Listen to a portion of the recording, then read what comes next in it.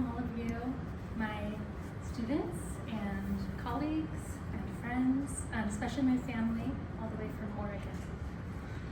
So this is a very special experience for me. A lot of this work has been very personal and has lived privately on my studio wall. This exhibit includes work from over the past 5 years. And having it all together on display with your eyes looking at it has really activated and brought it alive for me in ways that even being with it so long in my studio and as the maker, I hadn't tapped into the same meanings that suddenly showed up for me having it in the gallery space.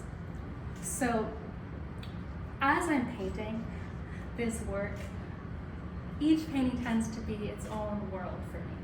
And a lot of what I am attentive to in the process of making is color, gesture, the material process, the aesthetic and material questions of a painting.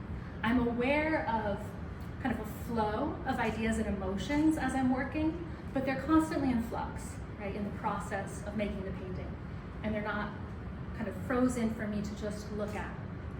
Having the work up, appreciating that you're going to see it today, opened up this other realm of meaning. And I saw these paintings as stories, and I saw them as stories of my soul and stories of relationships in my life. And so it's that aspect that I want to highlight in my talk today. I have the idea of doing kind of an artist talk going around and mentioning each painting. Hello, folks. So I would love for those who just came in to grab a contact sheet. And since there's not room for all of us to move from painting to painting in a walkthrough, I'm going to do sort of a gallery walkthrough with the images on the contact sheet. And then after the talk, you can make your way around the space and engage more intimately and see some subtlety, obviously missing in the reproductions. So that said, the first painting I want to talk about is the oldest, and that's right on this edge, called O Elysium. And the word Elysium is the term for the afterlife in Greek mythology. The painting is an observational painting of the edge of my bed and the sheet that has a flower pattern on it. And that observed flower pattern on the bed sheet is meant through the title to evoke that sort of fields of flowers in paradise in the mythology. And what that painting's doing, connecting a very ordinary observed object in my domestic space and this idea of this kind of eternal and other realm, is something I want to talk about in relation to the other works in the show as well. You can't see it from here, but up close on that painting, there's an O. And that O is this abstract gesture that interrupts the representational mode of the painting, right? So it's not just then the observed reality. There's something a little bit mysterious or more there. And it also functions sort of like a portal, maybe into that other realm. That idea of kind of a portal into this eternal other that could be accessed through the observed reality is something that I track through my other works in this exhibit. The next painting is the one next to it that I'd like to discuss, which is the exhibition image. And that painting's titled Metanoia, which means a spiritual conversion. This painting is layered in many ways. The first is that, like the Elysium, the portrait side of it is a number of years old. So I painted this self-portrait with the title, Metanoia, as I was personally going through a spiritual conversion. And the idea of it was that I was presenting this austere self-examination, looking carefully at myself, even a kind of spiritual reckoning with that close introspection. Originally, that painting had just the portrait and then the edge of the mirror frame where I was looking as I painted. But it never felt fully resolved to me, or never kind of finished the story of metanoia. And then last year, 2025, I was inspired suddenly to physically layer the painting with a new image. And I took out the old oil painting and I put a sheet of muslin fabric over it and painted a reproduction of the image of the face of Jesus from the Shroud of Turin. Once I did that, when I had the juxtaposition of sort of looking inward at self and then the face of the other, the face of Christ looking out, I had the kind of full idea of metanoia that I wanted to convey. So with those two paintings, one looking for the eternal through the temporal in particular, and the other one, this introspection and then turning from self towards other, are the main themes on display here, even across the years representative of paintings or the different subjects and genres of painting in the show. The next painting that I'll mention, you can't see from here, but is in that secondary alcove of the gallery, and on your contact sheet, votive. So it's the red candle. This is a common sight in a Catholic church. You have the small red votive candles. You light it with your prayer intentions, and then you can leave your prayer there. And symbolically, it's like your prayer remains at the shrine as the candle continues to burn, even as you go somewhere else or move on. And when I painted votive, I had the idea that the painting itself was a votive. It functioned the same way that that candle functioned, as an act of prayer and remembrance. And the specific sort of prayer intention there was for souls of friends who had died in this tragic warehouse fire in 2016, the Oakland, California ghost ship warehouse fire. And I had friends, artists, musicians who died there. And so I wanted to make this painting as a memorial for them and as a prayer offering. And when I did that, I began to think of this body of work as a kind of requiem and multiple prayer offerings for different beloved people in my life.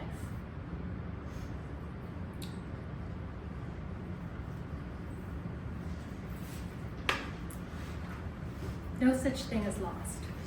So the next painting that I want to bring your attention to is the title painting for the exhibition. And actually I can't speak about it here. So in 2018, I met a man, another artist, whose 12-year-old daughter and her mother had died in a car accident. Actually on Christmas Eve, and at this hour that I'm giving the talk, 3:30 in the afternoon. And the daughter's name was Grace. After she died, my friend was going through her belongings, and he found this note that she'd written when she was probably 9 years old. And the note says, "To me, there's no such thing as lost. People may call it death, but to me, I call it beginning." This is an extraordinary thing for a 9-year-old girl to write. And the perspective evidenced here of eternity and the faith and hope and love that it embodies to me is kind of at the heart of inspiration I have for the act of painting, for all the work that's shared here. This also is a reproduction of Grace's handwriting and her spelling and her drawing in silver point on the oil ground. Now, I made this portrait of a girl from the model of the daughter of my godfather, and she's about 9 years old. And she came and she sat in my studio for this portrait. And I painted this girl, but as I was painting this girl, I was thinking about Grace at that age. And I was also thinking about my own childhood and my feelings of nostalgia and this sense of this kind of bittersweet feeling of innocence lost and something of that girlhood and even the wisdom that Grace had.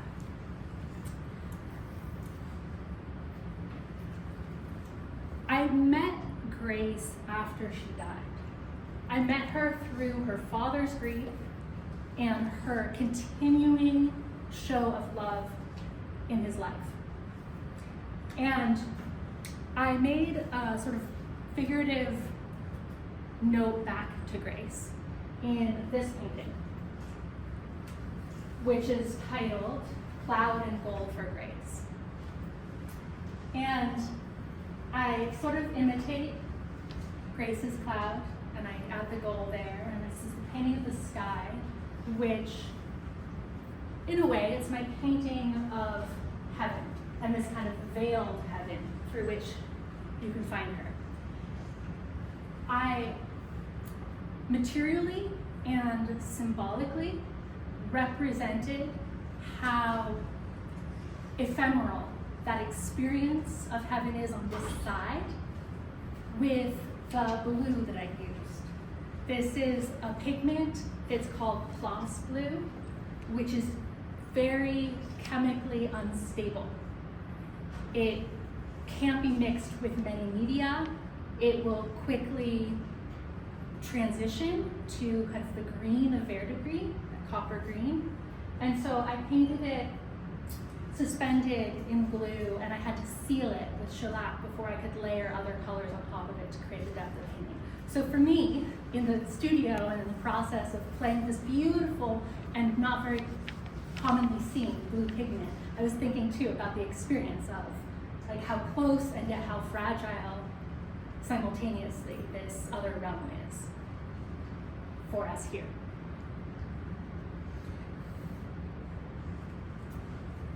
I mentioned the portrait. Another painting in this show that is sort of about that lost innocence is the fig leaf. Another veil, which is a theme that comes up. The fig leaf is not veiling or hiding something ugly or shame. Rather, there's a sense that the fig leaf is covering something mysterious, something that was almost we want to return to. And I found that I represented that through that blush that's in the background that almost gives a sense of glow coming behind it. There is something there, something luminous there. Another painting that is connected with Grace is the Broken Hand, Broken Tube, it's titled. So after Grace died, her father, a sculptor, made a memorial urn to put her ashes in. And he sculpted this urn with his own hands holding the ashes. And in the process of making this bronze cast with his hands, he had the plaster cast of his hands. He's in Oregon, I'm in Chicago. He shipped that to me. He gave me one of these plaster hands. And in the mail on the way to Chicago, it broke. And I wanted to paint this broken hand. It seemed so symbolically potent to me, so personal. So I set it up in my studio with the halves just not quite touching to have that broken line that you'll see portrayed in the painting. And Grace played a prank on me because I would set it up exactly, like this is observational painting, it's gotta be in same light, same kind of day, nothing touches it in my studio.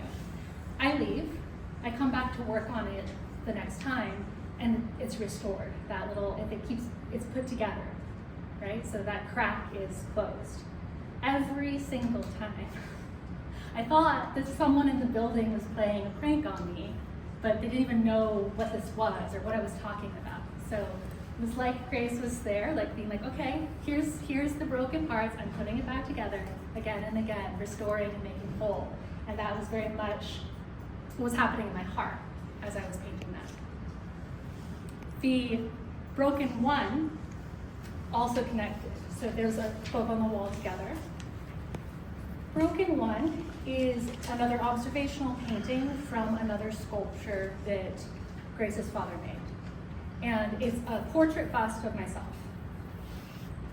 And I would sit for this sculpture. And there was a year gap between me being able to sit for it.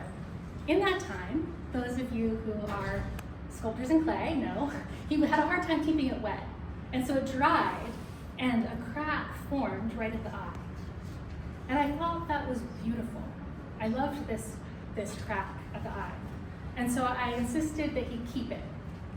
And then I continued to be with this image and this broken sculpture by making the painting of it. The crack in the eye reminds me of the last line of a poem that my mother introduced me to by the Sufi poet Rumi. And it's a short poem, so I want to read it in full. I said, "What about my eyes?" He said, "Keep them on the road." I said, "What about my passion?" He said, "Keep it burning." I said, "What about my heart?" He said, "Tell me what you hold inside it." I said, "Pain and sorrow." He said, "Stay with it. The wound is the place where the light enters you."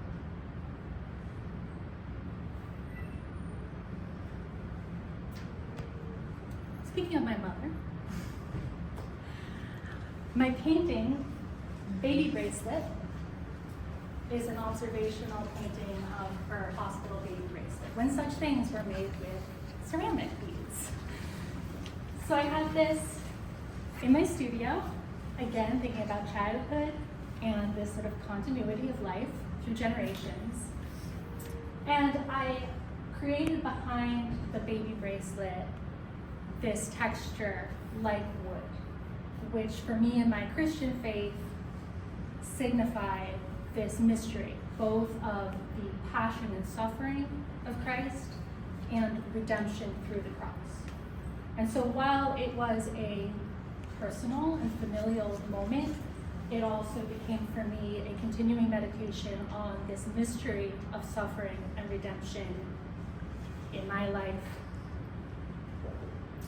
and the preciousness of life. Another painting kind of at that place is this one, which has the fragility, the hope, the light of new life in the small child, and also functions for me as a kind of memorial for a lost child. So again, those two sides of life and death. Another multi-generational narrative or meditation is this one, Triptych for Pat. And this was a memorial painting that I wanted to do for my stepfather's mother when she passed away.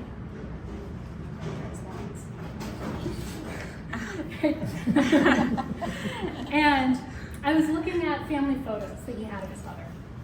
And this one photograph that had Pat holding her granddaughter really spoke to me.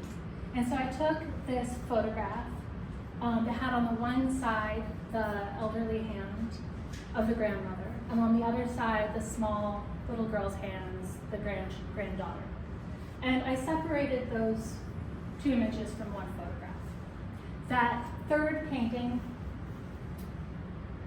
functions simultaneously to separate them, right? Showing the actual separation that death entails, but also to bring them together into one work as a triptych.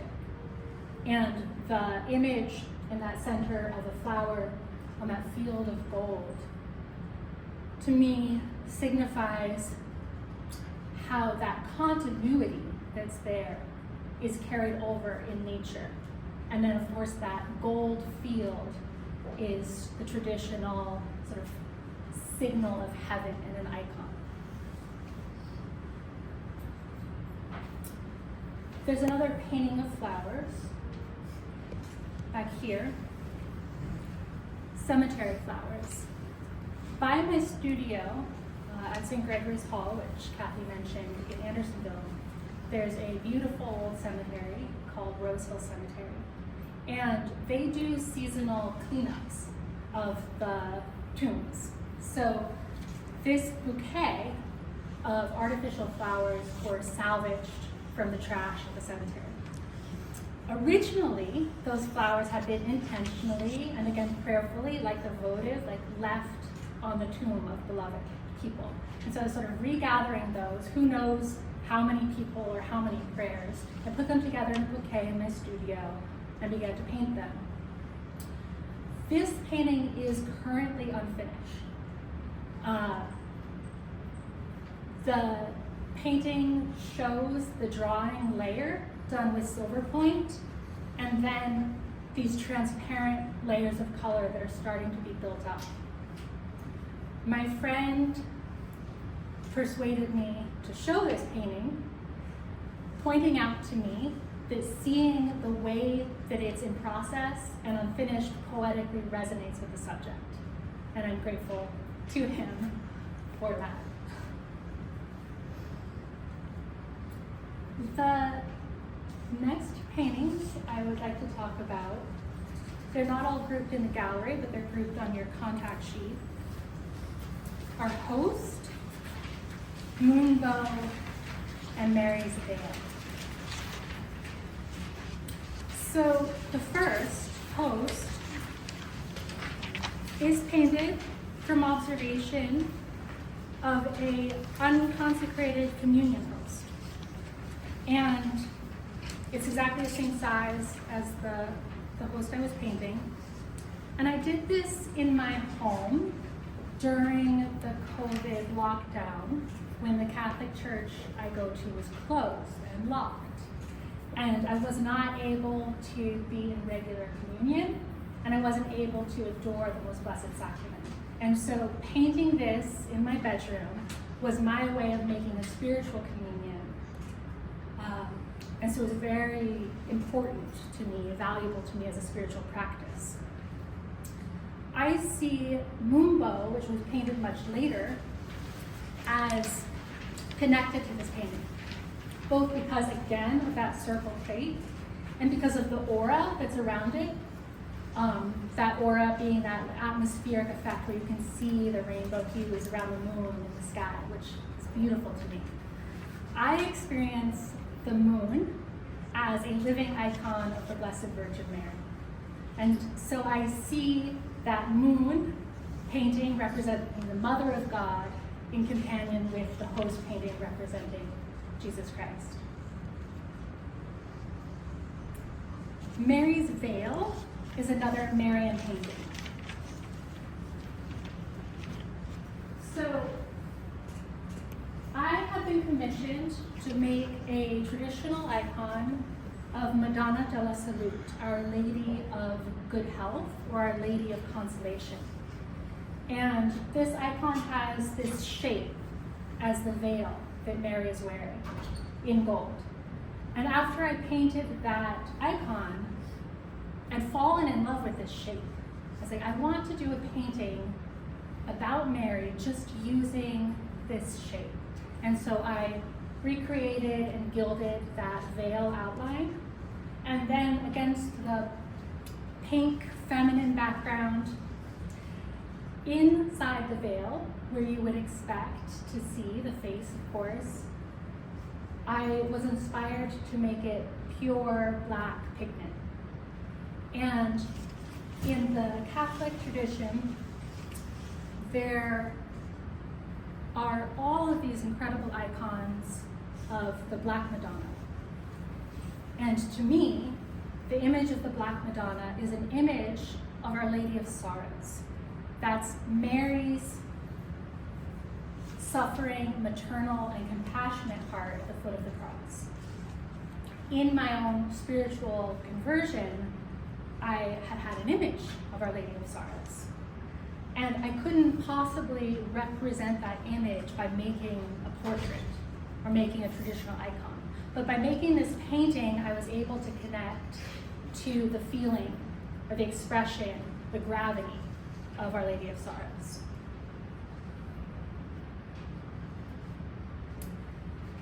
Kathy mentioned that this exhibit includes 2 icons.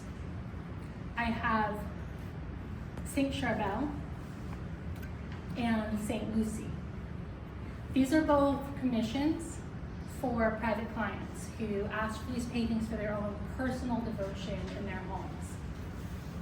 I want to say something about that. I've certainly emphasized the prayerful aspect of these paintings, but in my recent history, as I've done more commissions of religious paintings designed for people to pray with specific intentions in their homes or in chapels, it's really transformed how I make art and how I think about art, no matter what my genre or subject is. Because it's a personal relationship that's developed and a privileged relationship where I get to pray, first of all, with the saints who I'm painting, for the people who are going to be then praying with this icon, living with it, and their personal intentions. And that series of relationships, I guess, has kind of flooded out with now whatever painting I'm doing in whatever time or place. Like I said, these paintings are like activated by you seeing them today, because now you're the ones, right, who are getting that intention, that offering. The icon of Saint Lucy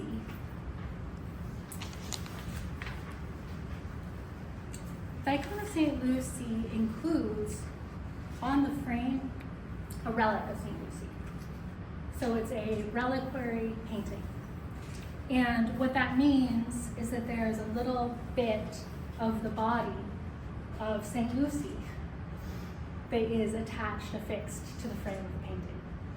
So the Catholic veneration of relics, we honor the remains of those faithful men and women who are departed, who are in the communion of saints, in the beatific vision now.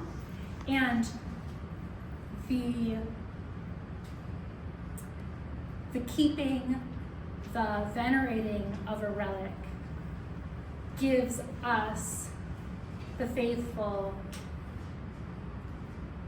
encouragement to kind of persevere on the pilgrimage, that we too will be glorified with the help of the prayers of these saints who are more alive now than ever and very close to us, as Grace understood. So, in a lesser way than a relic of a saint, I kind of think of my paintings this way, I relate to them this way, as testimonies or gestures of faith for the glory that will yet be revealed, that we can sense sort of through a veil. And as sacred scripture says, eye has not seen, nor ear heard, nor have entered into the heart of man the things which God has prepared for those who love him. That's my art.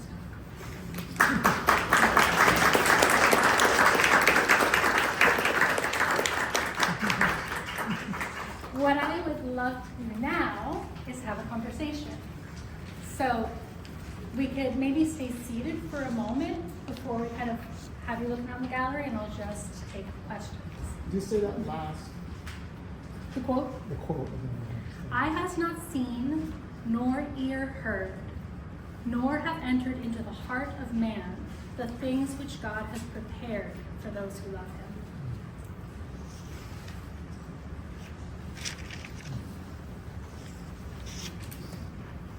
Any questions?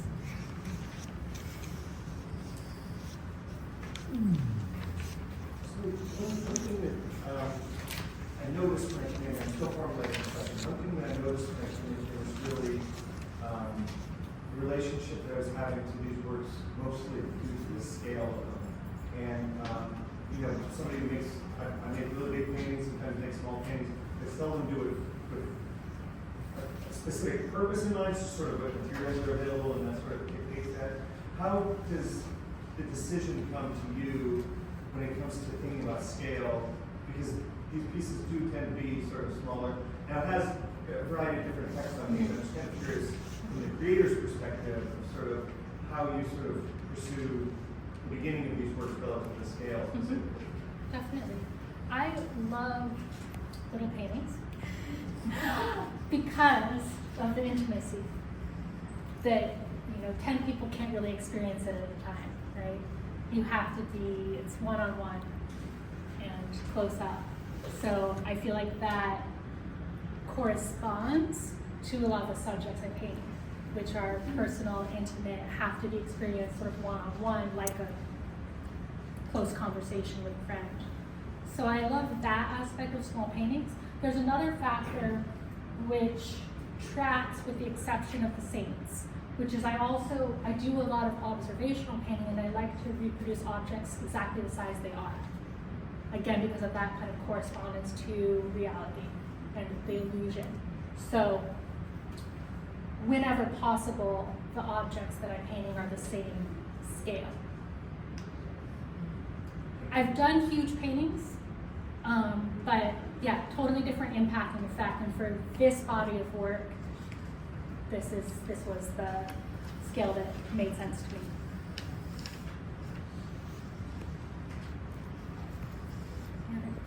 Any other questions? Yes. So I noticed you also you do very sort of representational, observational painting, and then there's some abstracts kind of works as well.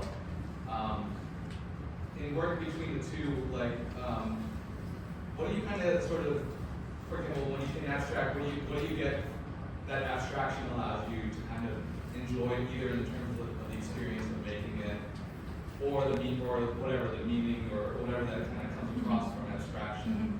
And likewise, what do you get when you do sort of observational or representational work? And so the fact that you can kind of do both, you have, I enjoy doing this for this type of thing and enjoy doing this for. It's a really good question. It is somewhat organic, so let me start with what I get from the representational, especially the observational representational, is really anchoring that relationship with a particular observed object, and that relationship being in time, right, and in space. And so if I talk about, let's say like the hand, for example, it's symbolic, it has all these meanings for me, but I'm spending time with a particular object. And that time spent with is translated, right, to the painting that you get to see and appreciate. So it's emphasizing that particularity, that finite thing through which I find sort of a crack into the infinite. All of the paintings have a tiny little bit of abstraction in that, I mean, they're all illusions, they're all abstract, right? But there's a little bit more than that, which is the materials. I'm so in love with the materials and play with them all that if I see some effect of the paint or of the surface that's not corresponding to the observed reality, I will follow it, because if it's beautiful to me. So I'm not locked into, no, it has to perfectly correspond to observed reality. I will go further or further or further into abstraction if it happens in the painting, maybe not planned, or it starts to move that way and I find it beautiful. So that's an example, let's say with the votive, right? Which starts out, okay, that's the color of the thing I'm looking at. But I glazed that red over the white, and it made this wonderful blush over the white ground. And I thought, You know, that's saying so much more than if it was just the candle, right? So sometimes these abstract gestures, even the O, that first one I mentioned, they come up through the playfulness with the materials, and then I follow it. The one that I could call like the most abstract, Mary's Veil, that was slightly different because besides the material play, which is what led me to the pink background, for example, I knew from the get-go I couldn't represent what I wanted representationally, right? That it had to be an abstract painting. Cool. Sarah, Yes. can you speak to the St. Gregory? Yeah, St. Gregory's Hall. So this is a new organization the last 2 years that I've been in residence there in Chicago. It's called A Home for Catholic Culture. It's a wonderful reimagining of a use of a church space. So there is a church which is active called St. Gregory the Great, and then attached to the church there is a former convent which has multiple floors. Mainly it functions as parish offices, but the top floor, the entire top floor of that old convent building is an artist studio, which I work in and teach out of. And St. Gregory's Hall was founded with this idea of really lifting up a lot of the patrimony of the Catholic Church through its intellectual history, writings, and the artistic traditions of the church, sacred music and sacred art. So there's a composer in residence who does new works of sacred music, Kevin Allen. There's a rotating sort of roster of scholars in residence who do classes, seminars, and then there's the artists in residence. And so I do work trade with St. Gregory's Hall, where I do classes, workshops, tours of the art and architecture that's in the church, and I maintain this studio. And in the maintaining of the studio, there's no prerequisite that like everything I has to do has to be a religious painting, right? It's just like have that life of the arts, the idea brought home that tradition is not something dead and in the past, but it's alive now. And so I'm in residency there. I expect and hope that there will be other residents in the future, and also I think it's a beautiful model for Catholic church spaces to kind of lift up living artists and the continuity of this rich tradition that we have in the church.